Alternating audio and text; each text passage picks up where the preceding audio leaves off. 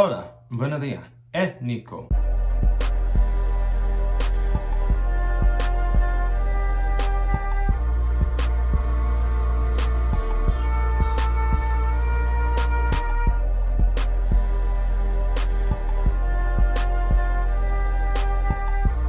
So today, we're finally back to finish the book club, the ebook club, watch party of Noah's Arc Season 1, because I did episodes 1 through 5, but this one is going to be a lot faster because I can actually streamline it because I took so much hecking notes. I said this and then I spent twice as long on this video. Y'all better appreciate me because you bitches get a lot of my time.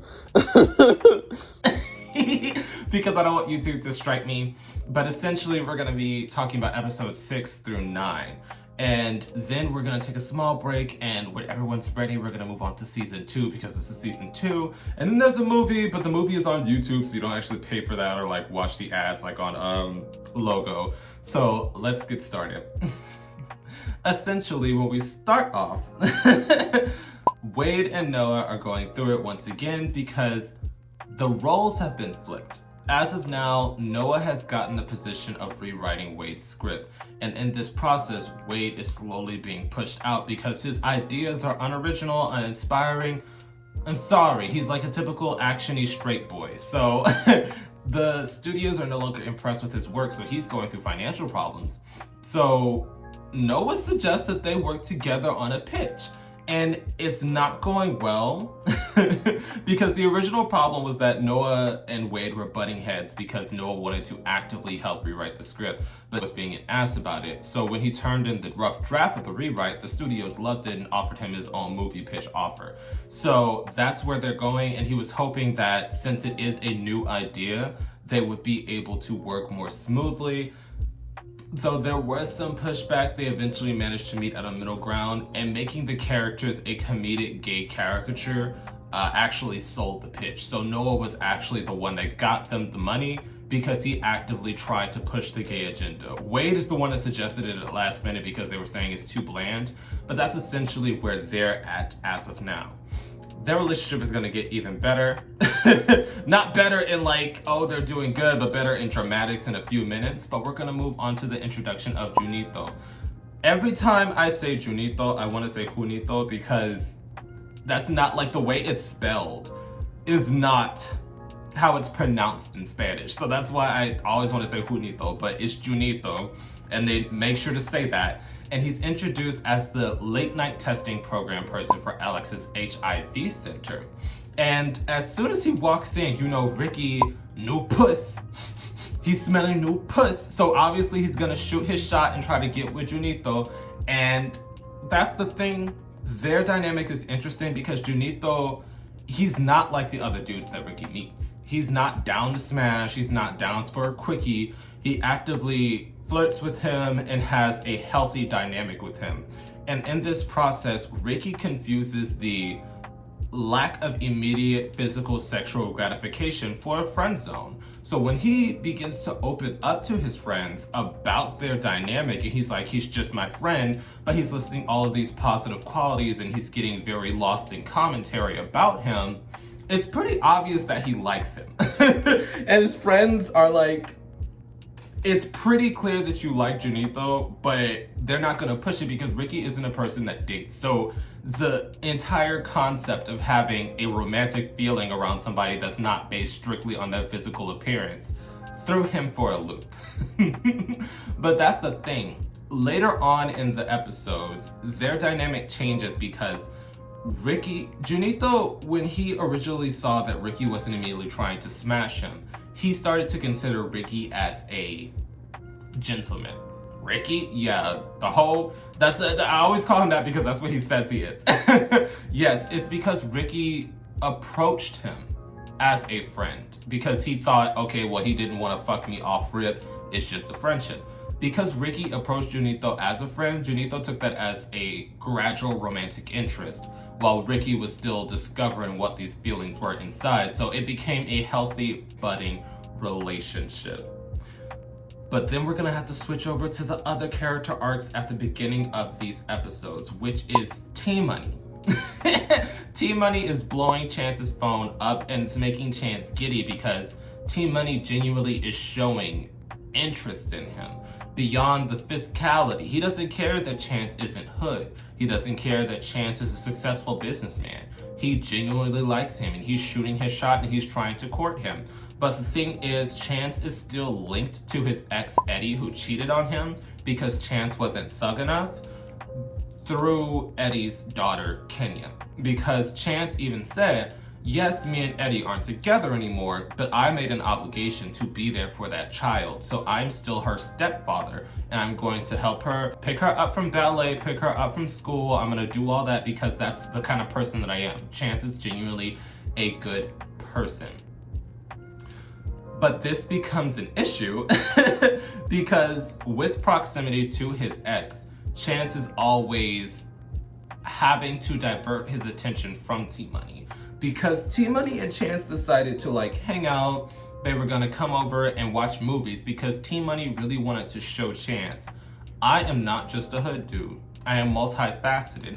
I like deep, educational movies. I like movies with profound meanings. I can hold these lengthy conversations. Just because I have some swag and some street energy to me doesn't mean I'm not an intellectual. And I thought that was a very good point, because when I was discussing the quote unquote thug slash hood male aesthetic, it usually limits how people can actually express themselves and their hobbies. So to see that they had a character that, yes, he was introduced as the thug and the hood dude, but he still has a layer of depth to him. Yes, he can walk around, he smokes weed, he rides in a tricked out car, but he can still hold an intellectual conversation with you, and that's not entirely who he is. That's just a part of his life. And that's also attributed to his environment from where he grew up. Because I know a lot of dudes, because I'm from the country, and then I moved to the hood, and then I moved to the suburbs. I know a lot of dudes that, yes, they hood, yes, they dress a certain way, yes, they ride in certain whips, but their personality is completely different from the stereotypical ones that you would expect from what the media puts out about these people and their image. But that's the thing.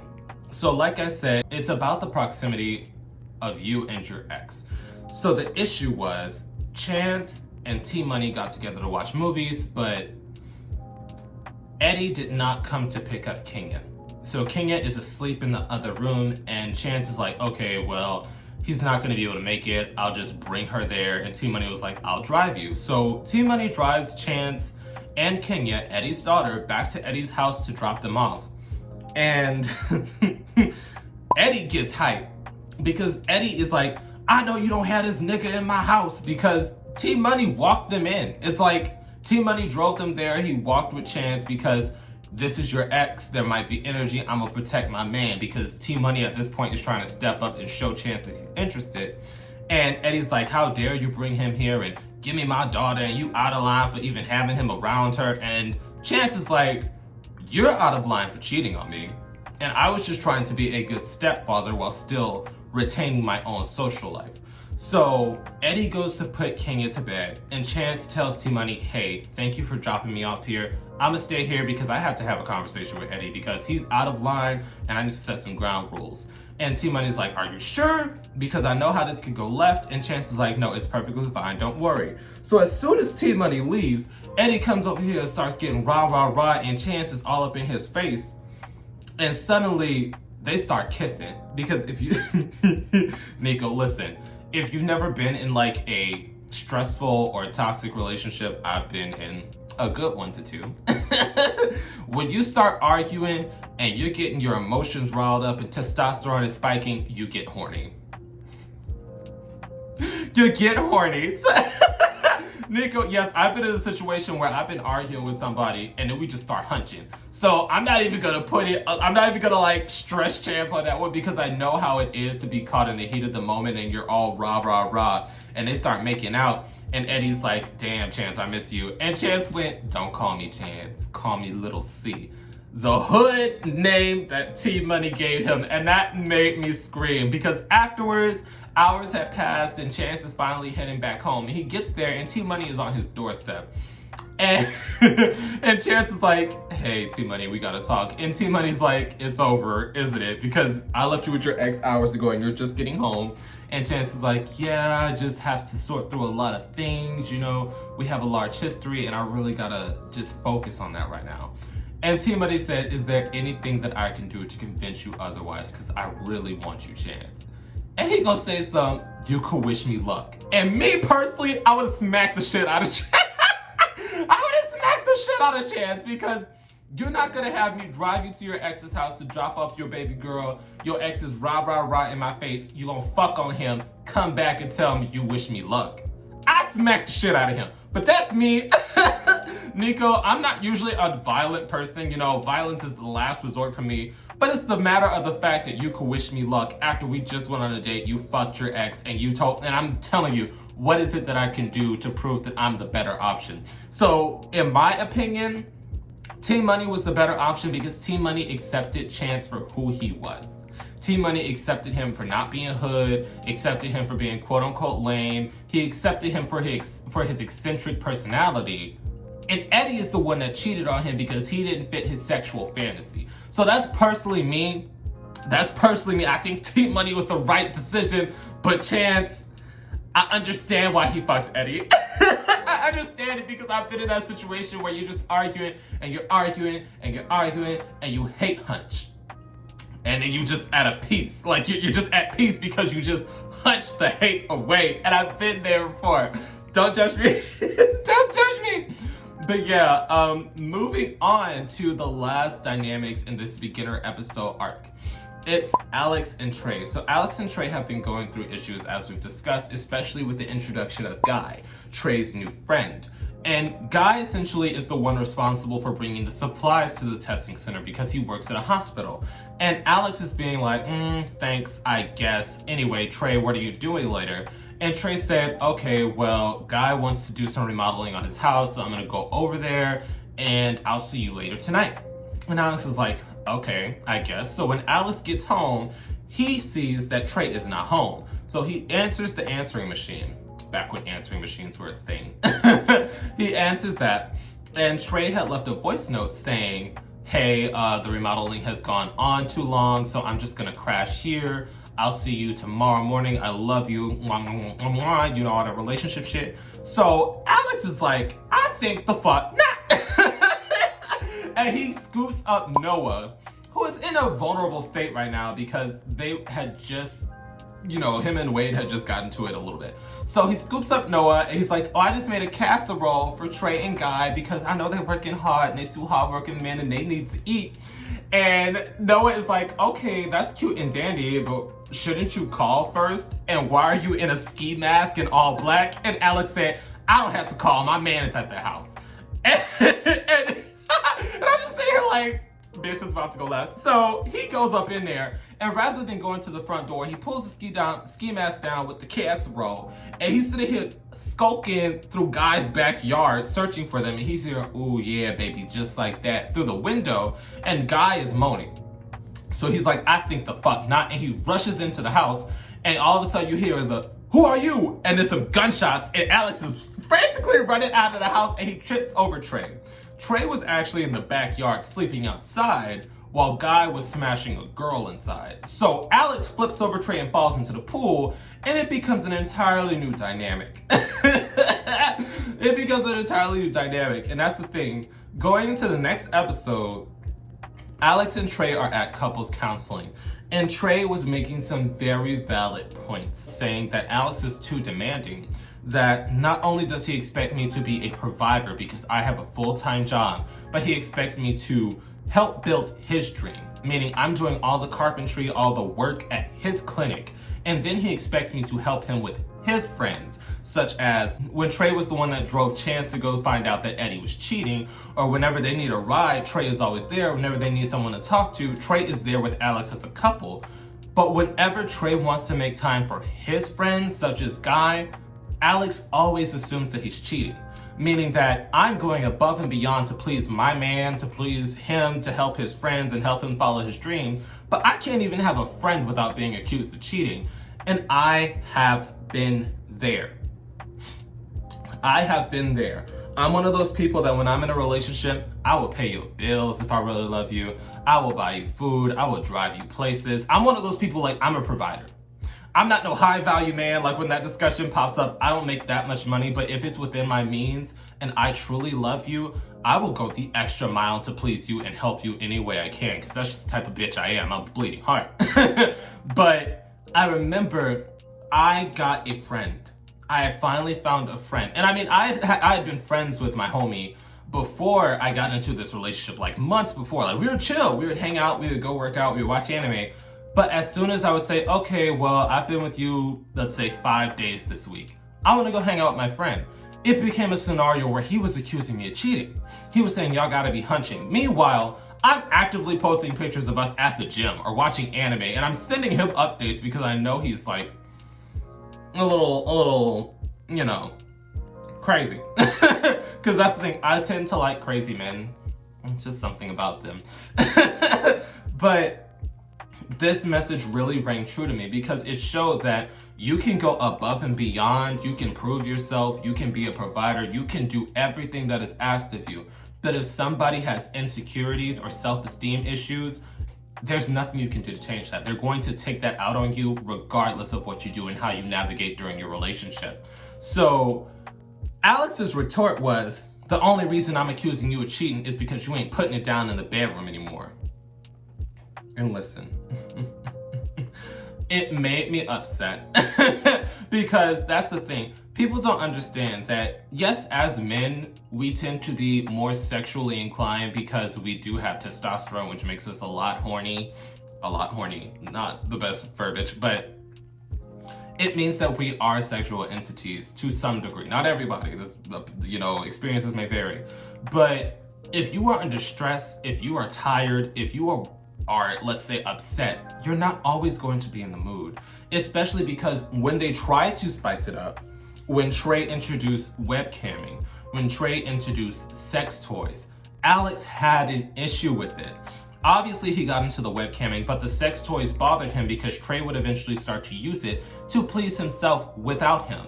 And he accused that of cheating. So I'm like, if Trey is not sexually satisfied after 7 years of being together, and he's trying to spice it up with innocent ways such as, let's just introduce sex toys, and you're having an issue with it, you can't be upset that he's still not satisfied sexually. So it's like, he's not satisfied sexually and he's not trying to rough you up anymore, because when he tries to spice it up and add something new, you think that it's something wrong with you, when essentially it's just, I've been plowing the same booty for 7 years. Nothing is wrong with that. Sure, we're still attracted to each other, but I would like to add a variable of new energy into this dynamic. And it made me feel sorry for Trey because he's been going above and beyond for Alex. And that's the thing, Alex is my girl. I watch this show and every time Alex is on the scene, I'm cackling. But it's just, you're not appreciating all the work that your man is doing. And as an audience, we can sit back and see in real time that he's just not putting it together. He's like, well, Trey is my man. He should be working himself to the bone to make me happy. He should be working himself to the bone to make my dreams come true. He should be prioritizing me and my friends and not his. It's a very narcissistic view of this relationship. And that's the thing, because outside of their romantic dynamic, Alex is an amazing person. It just goes to show you that some people are oblivious to the things that their partner is doing to please them. But moving on to the pleasing them dynamic. Essentially, Ricky in this episode, I'm sorry, I remember somebody commented, take a shot every time Nico says essentially. It's one of my favorite words.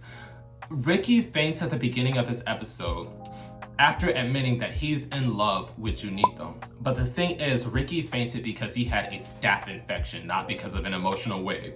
So when they're at the hospital, Junito is the one taking care of him because he works at the hospital during the day. And he's saying, okay, well, not only are you sick, but you have swollen lymph nodes, and these are all signs of HIV. When was the last time you had an HIV test? And Ricky said, never. Ricky said never, and everybody like got quiet because Ricky is the most sexually active. And when Junito said, don't worry, it's gonna be okay, we're gonna get you a test, and left, his friends began to grill him. And they were essentially saying, well, have you been, protecting yourself during sex? And Ricky said, most of the time, but every now and then there's a slip up. And they were getting harsh with him, and Ricky said, everybody has slip-ups. You've all had slip-ups. Hell, Chance and Alice, you're in a relationship and neither of y'all are using condoms. So, especially because Eddie was cheating. So, I mean, he makes a valid point of, don't shame me because every blue moon, I get too caught up in the moment and I don't use a condom. When everybody has a slip-up. And I mean, I understand that because a lot of people are very harsh on people that slip up. I mean, it's a completely different dialogue if you're discussing safe sex and never wearing a condom, if you're one of the raw is law girls. But if somebody is always using condoms and they happen to forget one time, I don't normally shame them personally, just because it's normal, you're caught up in the moment, there's not a condom in reach, you just go for it. Nico, I've already discussed my sexual practices. I take multiple layers of precaution and I also get tested. So that's the thing. If Ricky was consistently getting tested, I wouldn't have an issue with it. But it's more so he has that ideology of, I'm eventually gonna get it. That's just how I move through life. I'm gonna get it, it's gonna be a part of my life, and it's gonna be that. And I'm not gonna get tested because I don't need to add that layer of stress. And people view HIV testing as like some stressful scenario when it is really quick and it is important if you are actively having sex, especially if you are having unprotected sex, even if it's just once every blue moon. It's just important to consistently stay on top of your sexual health or your health in general. And that's not me telling y'all to have to wear condoms, but you should be getting tested if you're not using condoms. Hell, you should be getting tested if you are using condoms. So eventually the girls leave Ricky's side and Junito comes in and Ricky essentially tells him, I understand if it comes out that I'm positive and you don't want to involve yourself with me, I get it, it happens. And Junito actually opened up to him and he said, I'm positive. You being positive doesn't change anything in our dynamic. And I thought that was so important because it showed that he had a place. He had someone to confide in. And Junito, later on, after Ricky got treated for his staph infection and they were waiting for the test results, he began to express what he went through when he first was diagnosed. And he told Ricky, I was never afraid of dying because I'm undetectable. If you live in the first world, you can get proper treatment and you can become undetectable, which means you essentially cannot transfer the virus and you also live a happy, lengthy, normal life. But he told Ricky, I was never afraid of dying. I was afraid that no man would ever want to kiss me again. And that's something that broke my heart because I know one of my exes, they were positive. And I'd have no issue with dating people that are positive because I think I've told you guys before, I used to work in the HIV prevention field. So I actually know how transmission works. I know about the undetectable status. I also take PrEP. So my partner was undetectable and I take PrEP. So I had no worries in the world. And he told me that. I remember when we first met and we began talking and he told me, if you don't want to talk to me, if you don't want to get involved with me, I understand because I am positive. And I told him that doesn't bother me. And the fact that you had to let down your walls and get ready for rejection, because when he told me about his status, he was ready to be rejected because it happened so often. It broke my heart because people don't understand that just because somebody contracts HIV, that doesn't mean they're any less of a person or any less deserving of love. Because you can contract HIV from a random hookup, you can contract HIV from infidelity, because for a certain period of time within the LGBT community, I think it was within the 2010s, there was a study that showed HIV was transferred within couples through infidelity, not just random raw hookups. So I felt really sad because that person felt like they weren't deserving of love when they're an amazing person. That's still one of the people I keep tabs with, keep in contact with, because I truly care and love that person. I'm trying to give as little details as possible. I'm just saying that it's not right to make somebody feel less deserving or less than because of their physical health or whatever is going on in their life. It's just not cool. And I felt that was so important that they captured that moment in that episode, but it also pissed me off because later on, Ricky got his diagnosis back and it turns out that he was negative. And Junito was like, oh, that's what's up, because Ricky thought he wasn't gonna be interested in him anymore. And Junito's like, I don't care if you're positive or negative. I love you for you. So it became an issue and started making me angry because Ricky instantly flipped. As soon as he found out that he was negative, he no longer wanted to be sexual with Junito because he was positive and undetectable. And it began to bother me because when Junito was like, I'm ready, and he brings out a condom, Ricky was like, oh, we could just do something else that's super sexy and just as hot. And Junito was like, okay. So they did oral and foreplay, and when Junito fell asleep, Ricky left. And he left him sleeping in bed. And Junito woke up alone, and he called Ricky the next day, and he was like, oh, you could have at least left the $20 in gas fare. And he was like, what do you mean? If you're going to treat me like a prostitute, I expect payment. And Ricky is like, no, that's not what it was. I just had to do something at the shop. It's cool. You can come over tonight and we can link up at the shop and head out and have some fun. He's like, okay, cool. That's what's up. So Ricky then opens up to the guys about why he left Junito there. And he basically said, I just don't feel comfortable having sex with him knowing that he's positive. And Noah made up the valid point of, why does it change the way you view him having sex with him, knowing he's undetectable while being positive? And then you having sex with like thousands of other people. It doesn't make sense because you don't know their status. You don't ask for their status. You don't keep up to date with them.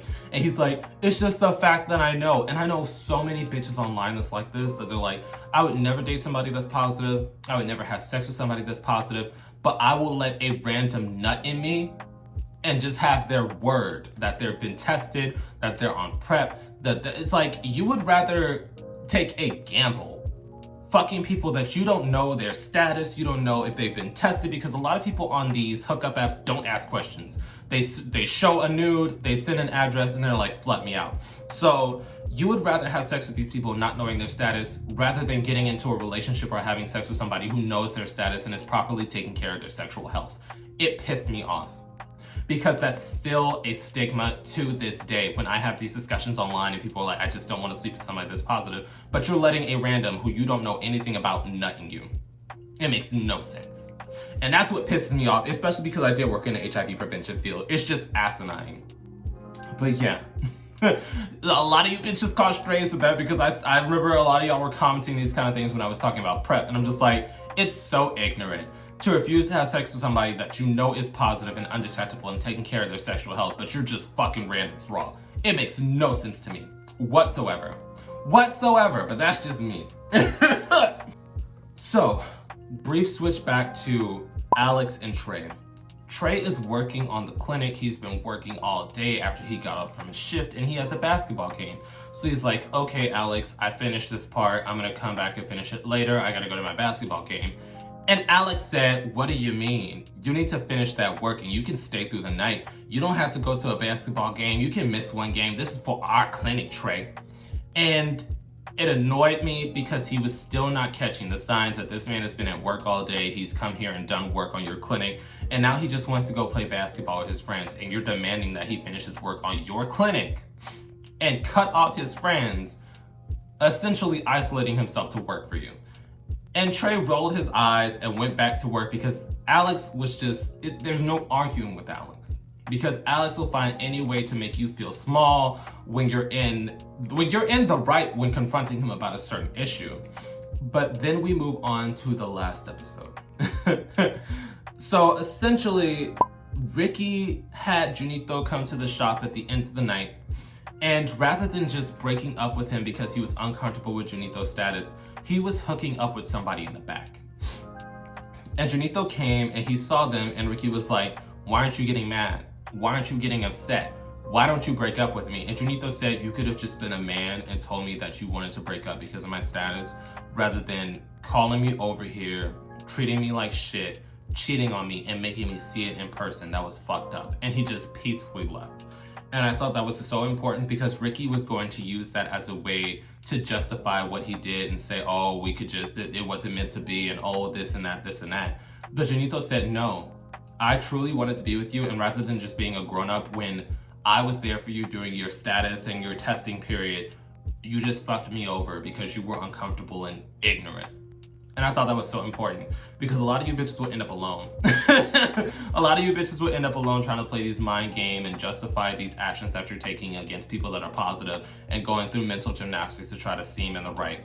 You're going to end up alone because your thought process and your ideologies are fucked up. And this is coming from a negative person. So don't think this is like a biased perspective. This is just somebody who's educated on HIV prevention and transmission.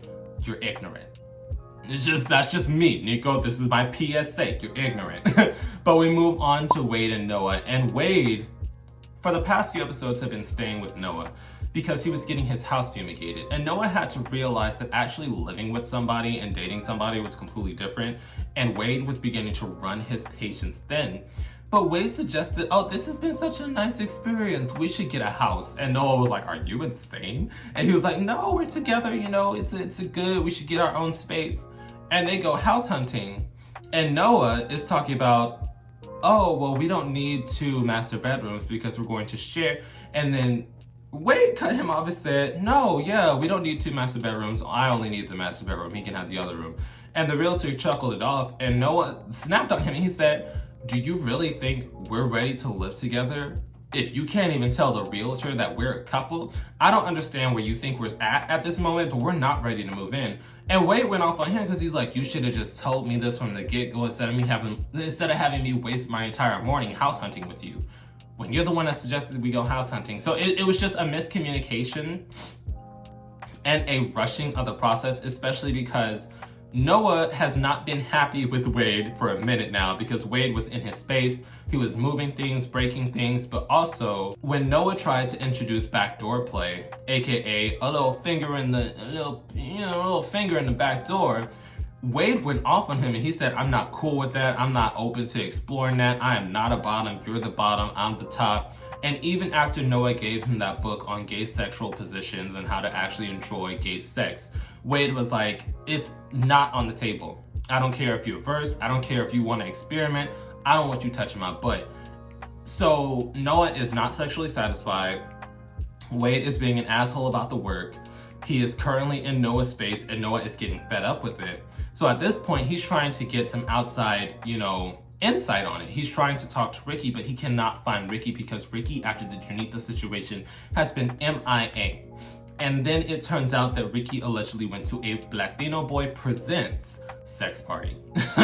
So Noah is trying to find him and he goes to the party, but he did not know that Ricky essentially walked in, people were hitting on him, he kept paying them dust, and he walked out because he truly loved Junito. So Noah is sitting here walking around this party searching for somebody that's not there, and he eventually runs into a dude that's like, you don't have to worry about it, we could just, this is the hookup party, we could just, get it out the way, one and done. And Noah's like, I don't know, I have a boyfriend, and the dude's like, he doesn't need to know, this is just a quiet little thing. So Noah succumbs to physical desires and cheats on Wade. I'm not stopping this time. This old bitch, my ring light, this old bitch is starting to get on my nerves, but it's whatever. So Noah essentially cheats on Wade, and he has to go forward. So he's just gonna pretend that it didn't happen, it was just a hookup. But the thing is, Eddie and Chance ended up getting back together, and Eddie proposed to Chance. So they're about to have the ceremony because it's not a wedding, because gay was not okay back then, it was not legalized, and they were originally going to try to have it in the church because Chance emphasized that he still goes to church every few times a month because it keeps him connected to his youth. But the pastor was like, I preach tolerance, but the church is not going to accept this. So after going towards the council and saying, hey, we want to have our ceremony here, they said, you could have it in the main hall, but we're locking the chapel. We're not going to have the pastor officiate it, and you could just have your punch and cookies and dance. And Chance said, I will not be patronized like this, and you will not sit up here and play in my face. I would rather just have it at a different venue than actually come to this homophobic ass church. And it really emphasized that a lot of people within the church, they preach tolerance, not acceptance. So yeah, we'll have you in here so you could pay your tithes, so you could donate to the church, but we're not gonna actually allow you to do anything in here. We're not gonna allow you to be openly gay in here, that kind of thing. So after that happened, they're beginning to set up the ceremony, and the event finally comes to fruition, and Noah runs into the dude he hooked up with at the party. Essentially, the dude was Eddie's friend, so he was there as a friend of the groom, and eventually they went to the restroom to talk it out because Noah is there with Wade. Noah is there with his boyfriend. So the dude is like, oh, I'm glad that I saw you. I think this is a sign. And Noah's like, it is not a sign. We agreed that it was a one-time thing. It was a hookup. And he was like, don't be that way. You know, you feel this and blah, blah, blah, blah, blah. Point is, them bitches start making out in the restroom. And Wade walks in. And Wade angrily announces the ceremony is about to begin. Can we go? And they go and sit down, and Noah has to be the best man, so he's up there. And homeboy, whose name is Malik, the dude from the hookup party, is named Malik. He tells Wade, I didn't know he had a man, and he didn't act like he had a man. He was essentially saying, yeah, I fucked your man. And that started an entire altercation, and Wade punched the shit out of him. And it became an issue because he kept talking shit, and everybody was all upset because Wade was going off, and he's like, Noah fucked him. He's like, he fucked this man, and he has me at this ceremony in front of these people next to the man that he fucked. And Noah's just like, yeah, like, bitch, you ain't got shit to say. So he threw another punch for him, but Eddie was holding Malik back, and Malik moved, and he punched the shit out of Eddie and gave him a concussion. So the ceremony is ruined, everybody's in disarray, and Wade officially dumps Noah. Because at this point, they are not sexually compatible. They are not at the place that Wade thought they were. They aren't ready to move in together. Noah cheated on him. Noah had him in this man's face. Noah cheated on him a second time in the restroom. But everybody was consoling Noah. And that's where I wanted to have this dialogue at the end of this conversation. Everybody was consoling Noah when Noah was the one that cheated. And it didn't make sense to me. It did not make sense to me because at this point, Noah is the one that's like in the wrong, and everybody was trying to pretend that, oh, it's just okay, oh, it's just, it happens. And I don't vibe with bitches that just endorse and, ignore their friend's problematic behavior because that's my girl. You cheated on this man. You had this man sitting next to the nigga that you cheated with, and now you wanted to act all offended because he threw some fists. Bitch, I be fighting too. I would be throwing hands at that ceremony if you sat me next to the man that you cheated with and then cheated with him again at the ceremony. I beat your ass too.